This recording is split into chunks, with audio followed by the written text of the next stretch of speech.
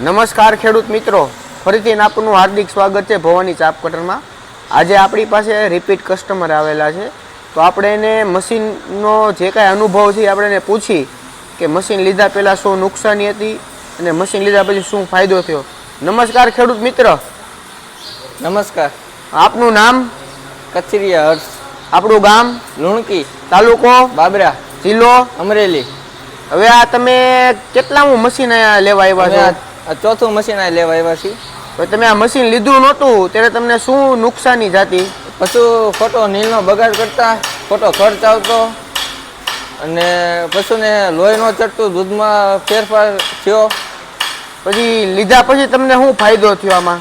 નિરણનો ખોટો બગાડ નથી અને અન્ય ખોટો નિરણનો ખર્ચ થતો, બગાડ થતો, એનો ખર્ચ અટકી ગયો. પશુના દૂધમાં વધારો થયો. તો કોઈ ખેડૂત ભાઈઓને લેવું હોય તો આ ખરેખર મશીન લેવાય કે ન લેવાય? આ મશીન લીધા જેવું છે. પશુપાલક ભાઈઓ માટે બહુ સરળ ફાયદો છે. અને અમારી ક્વોલિટી કેવી લાગી તમને? ક્વોલિટી અમને બેસ્ટ લાગી. અમે આ ચોથું મશીન લેવા આવ્યા છીએ. ધન્યવાદ મિત્રો. તમારે લેવું હોય તો જય ભવાની ઇન્ડસ્ટ્રીઝમાં, નગર ક્યાંથી મશીન ન લેવાય અને આની જે કે બેસ્ટ ક્વોલિટી ન આવે, સસ્તું, સાદું ને સરળ.